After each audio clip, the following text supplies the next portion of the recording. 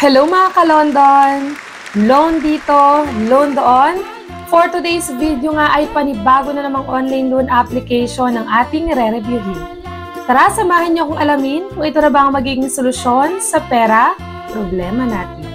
At ngayong araw nga ay meron akong bagong nakitang post sa Facebook at nakalagay dito, totoo kaya ito pwede hulugan araw-araw ang utang sa Tara Cash? So, tingnan natin kung totoo ba itong bali-balita na pwede daw hulug-hulugan araw-araw itong bagong online loan application na ito. At kung syempre bago ka lang sa channel na ito ay mag-subscribe ka na at i-click ang notification bell para lagi kang updated sa mga susunod pa nating mga videos. At ito nga ang chika at bali-balita na ito daw online loan application na ito ay pwede kang mag-loan ng up to 30,000 pesos na pwede mong bayaran ng hanggang 6 months at ang repayment amount lang daw niya ay 30,240 pesos. Gaano katotoo na 240 pesos lang ang interest netong online loan application na ito?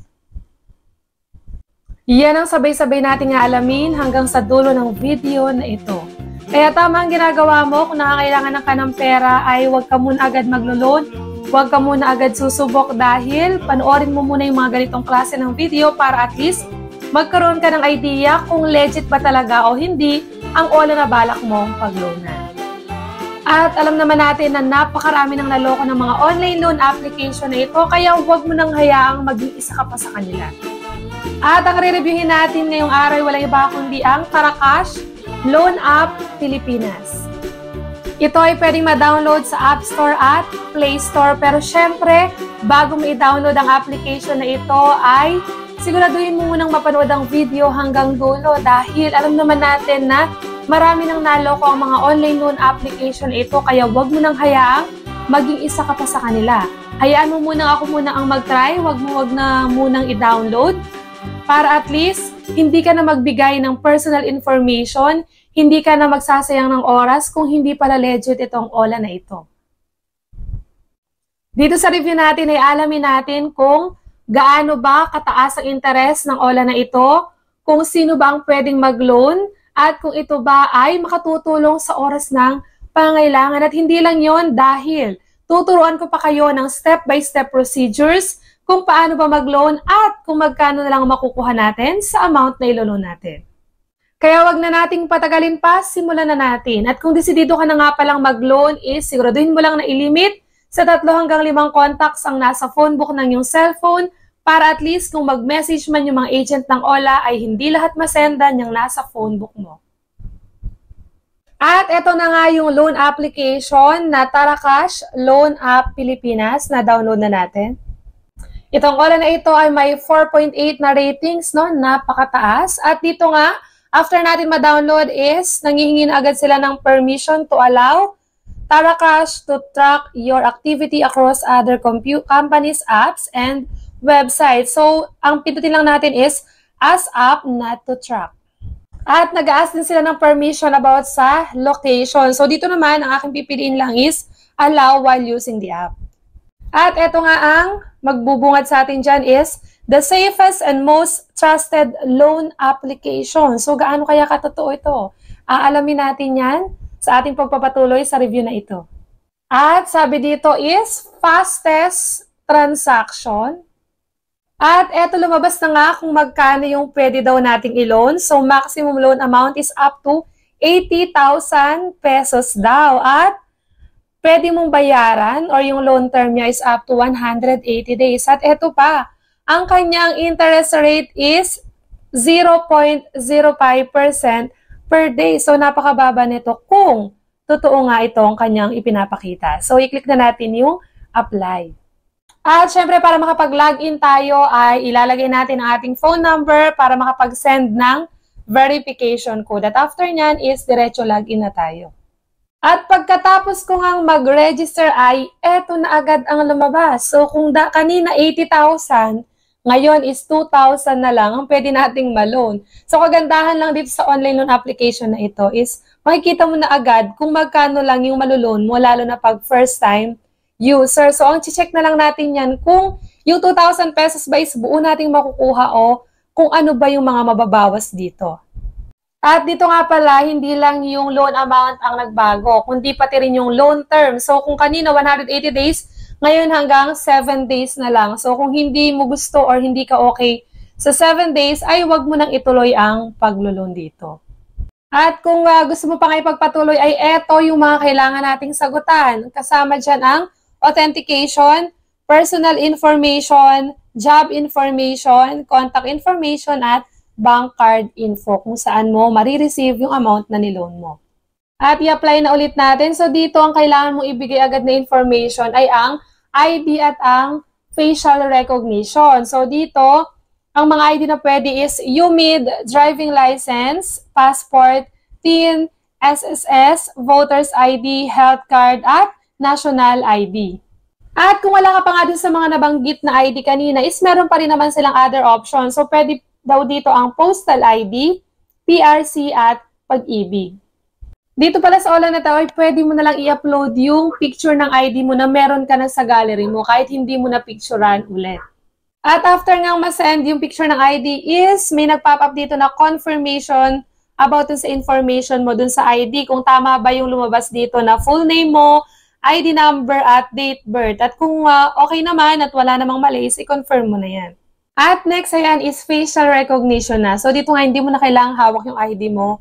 Ito yung mas okay dito kasi kung may ID ka na nga kanina, isisend mo na lang kung nasa gallery mo na yan. At sa facial recognition naman, siguraduhin lang natin na maliwanag yung paligid kapag tayo kukuha ng ating facial recognition. At next, dito agad tayo sa personal information. So, number 1 na dyan is yung education. Kung anong natapos mo, pipili ka lang dyan. Marital status, kung married ka ba or single. Email, dapat ang email ay active at nakaka-receive ng messages. Tapos gender, kung male or female. And yung loan purpose. Yung loan purpose, maraming pagpipilian dyan kung para saan mo gagamitin yung perang niloan mo. And then, address details, tapos yung home phone or yung other phone number mo pa. At ito nga yung mga pagpipilian sa loan purpose. Pwede ang business startup, business development, business trip, other business use, emergency, medical, education, travel, internet, credit card, loans, and others. Siyempre, lagi lang natin pinipili dito yung loans. Kasama din dito ang number of children, kung ilan na yung anak mo, kung wala naman nilagay mo lang ay 0, at yung home city. After nyan is next na agad tayo. At next is job information na nga tayo. So dito, syempre hindi mawawala ang company name kung saan ka nagtatrabaho, company address, company phone number, profession, kung ano yung profession mo, pipili ka lang dyan. Work experience, kung gaano ka nakatagal sa iyong trabaho. Kasama din ang monthly income, syempre importante yan kasi pagbabasihan nila yan kung i-approve ka ba nila sa loan. And address details. At sa profession pala, ito yung mga pwedeng pagpilian. Pwede ang student, police, doctor, at marami pang iba. So, pumili ka na lang dyan kung saan ka or anong profession ka na bibilang. At kasama din pala dito yung salary day, job type, at salary type.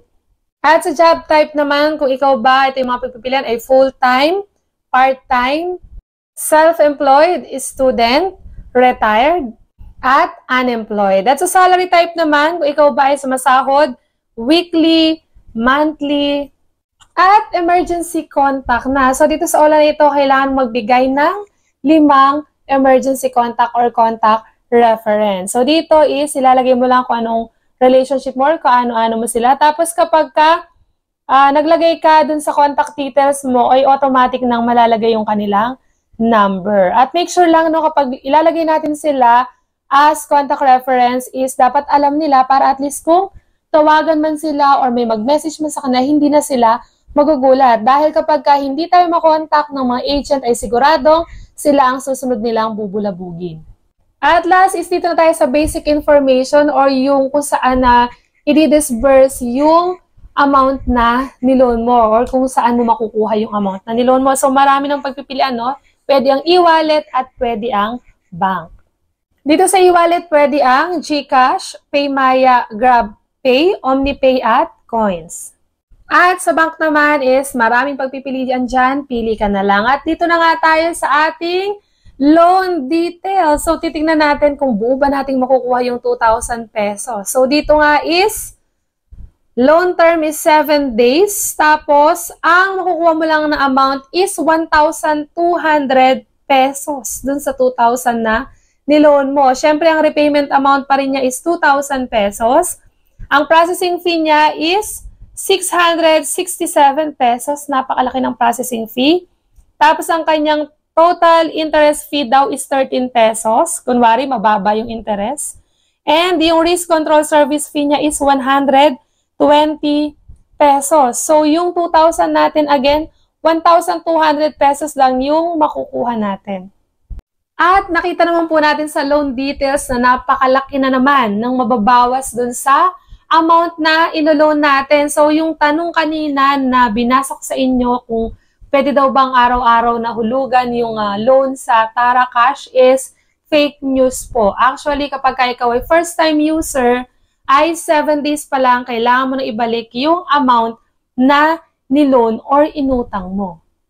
At syempre, ang desisyon kung itutuloy pa ba ninyo yung paglo-loan dito is nasa sa inyo pa rin po kung nangangailangan talaga kayo ng pera ngayong araw at willing kayong magbayad after 7 days is i-go nyo po yan. Pero kung hindi naman is wag nyo na pong ituloy. So, dito na lang natapos ang ating review ngayong araw. Hanggang sa muli mga ka-London. Bye-bye!